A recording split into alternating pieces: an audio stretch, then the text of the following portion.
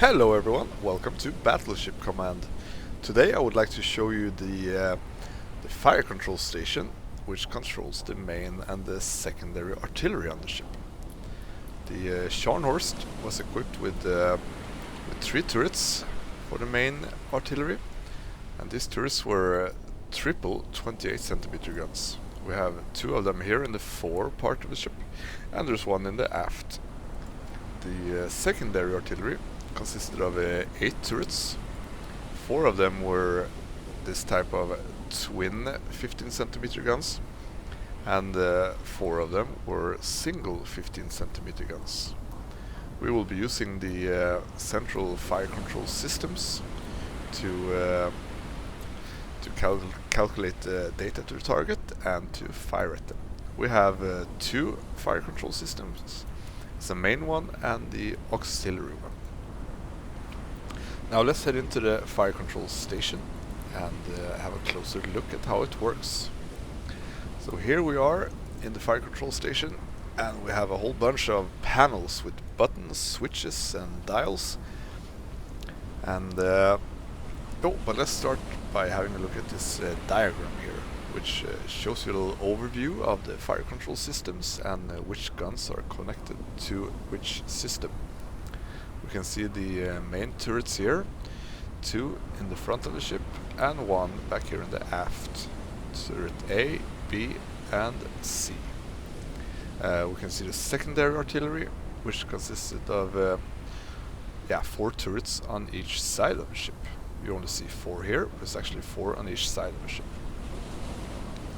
Now the artillery was controlled by artillery control centers, which were rooms located deep down in the ship. We have the main artillery control center here, deep down below the command bridge of the ship, and we have the auxiliary one here, which was 1 or 2 levels up, not really sure, and just ahead of the barbette of turret C. Now these control centers were filled with fire control computers and all kind of tools and mechanical computers and stuff to control the turrets. And they got their information from fire directors, which were the eyes of the ships.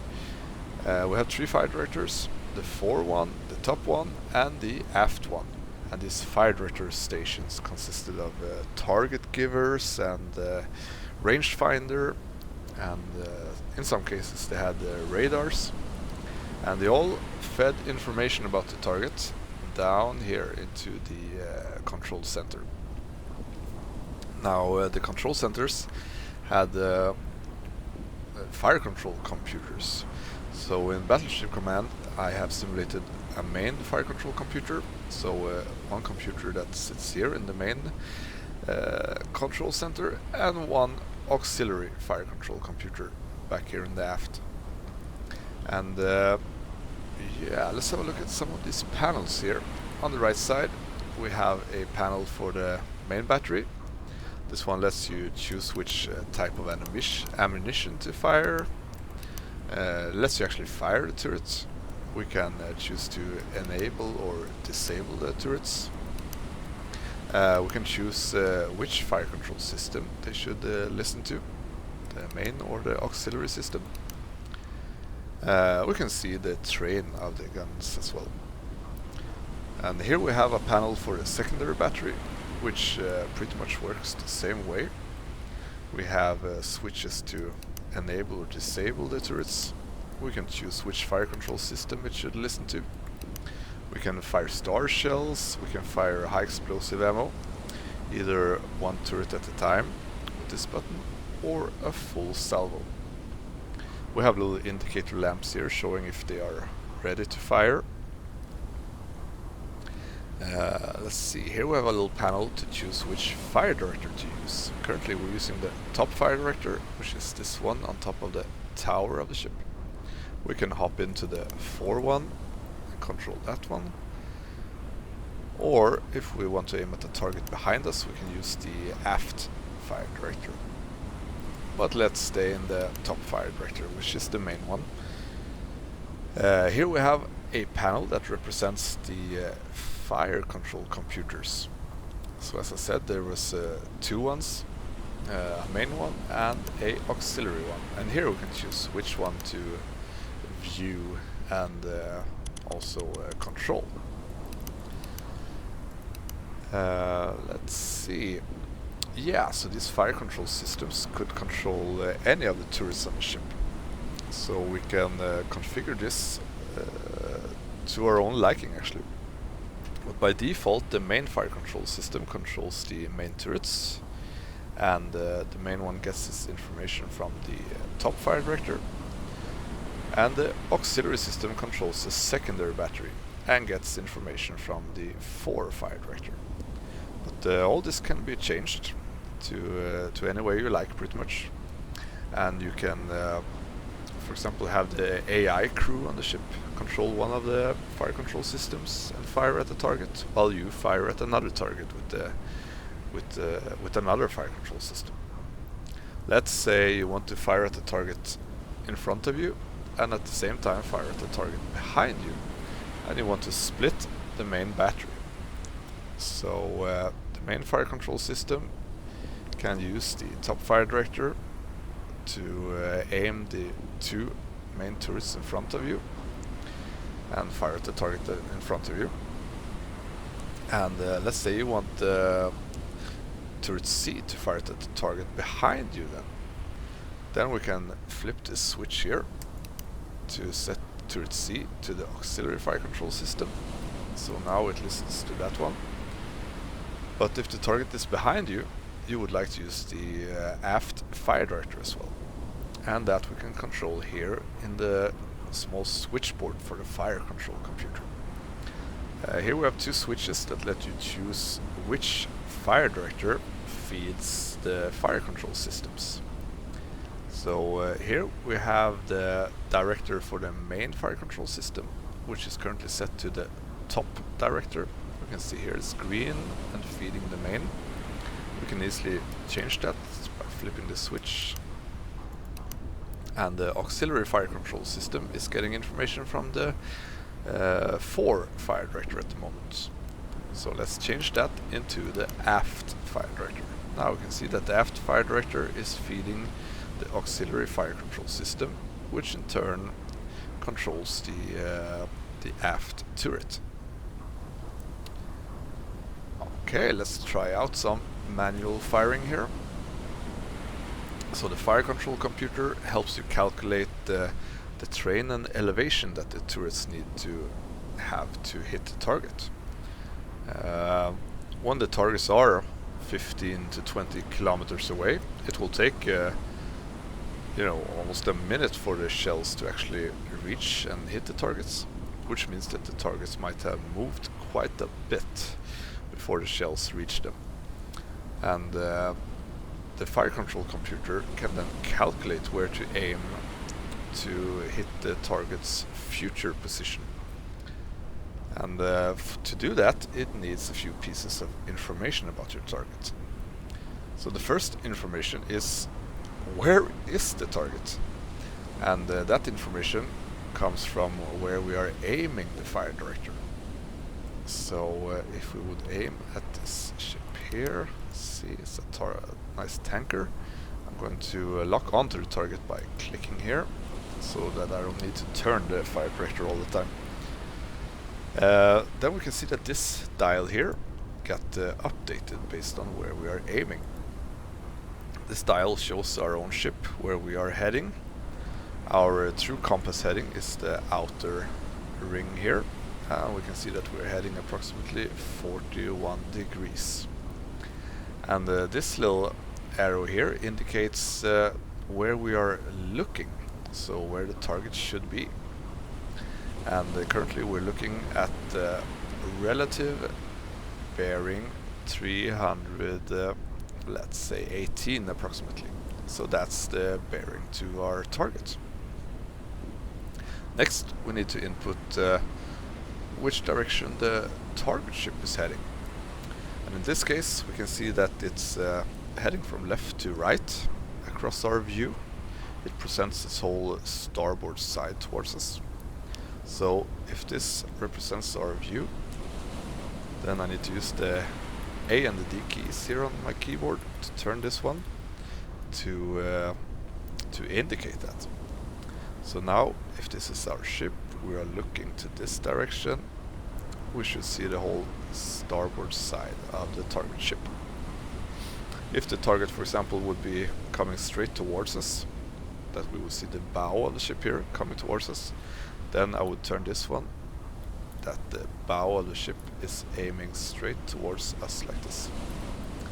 But in this case, we see the starboard side of the ship. Next, the target speed. We can only guess. I'll guess at around 8 knots. Next, we have the target range. To get the range, we can either use the radar or the stereoscopic rangefinder. I've made a video earlier about the rangefinders on board, so you can look in my channel and you should find a video about rangefinding, which talks more in detail about the stereoscopic rangefinder. I'll flip it on here. We will get the ghost image. I use the W and the S key here to adjust the ghost image, and it should overlap the main image, and then we should have the correct distance to the target. Something like that.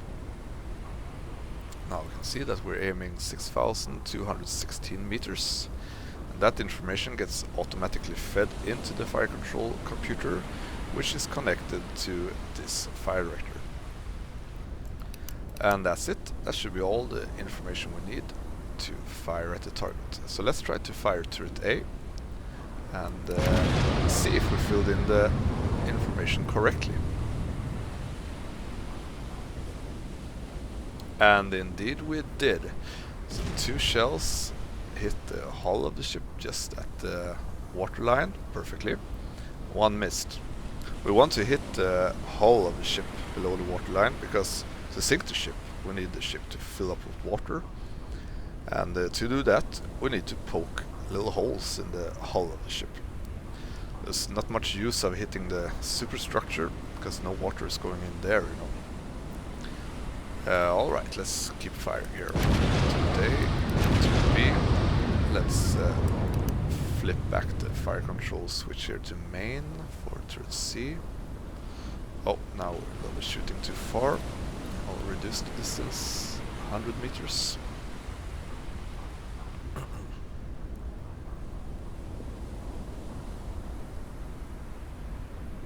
Waiting for the guns to reload. Turret C is ready. Fire.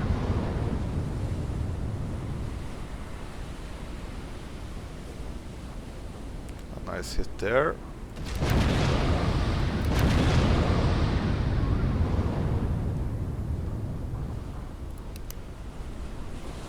The ship might be taking on a little list. Have to reduce the distance a bit, I see. Turret C is ready. Fire.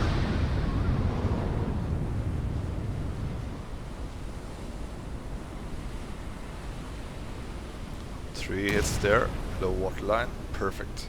That should be enough to sink the ship. But I want to speed up the procedure a bit, so let's fire everything we have there. We don't need to save our shells this time. No, too far. We're probably coming a lot closer to the ship. Faster than I expect here.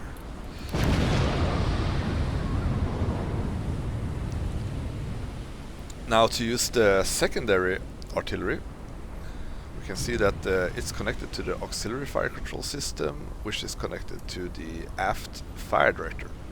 So to use it, I could hop into the aft fire director, and let's see, we'll see here. I can aim the turrets using this fire director, and flip into the auxiliary fire control system and input target data for that one. But I could also make the secondary battery follow the main fire control system, so that all of my guns are connected to this fire director and the main fire control system. Just by flipping the switch here, you can see that they turn green and connect to the main fire control system. So now I can also use the secondary battery to fire at this target here. Let's try it out. Fire single turret.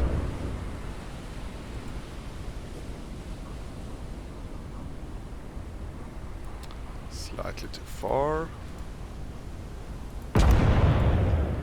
Now the secondary battery is a bit more unreliable because it has a much higher dispersion compared to the main turrets, which are a bit more precise. Well, that target is sinking. Let's fire off a few shells against the next target here. Same procedure. Adjust the aim distance. Speed, everything looks good. Fire. Everything we got. A few nice hits there.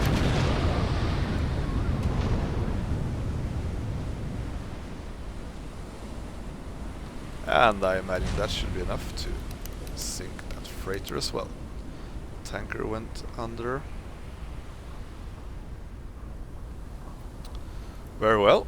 I think that's about it, what I want to show off for this video. Hope you enjoyed it, and if you have any questions, suggestions, or general ideas, feel free to write a comment and I'll absolutely answer.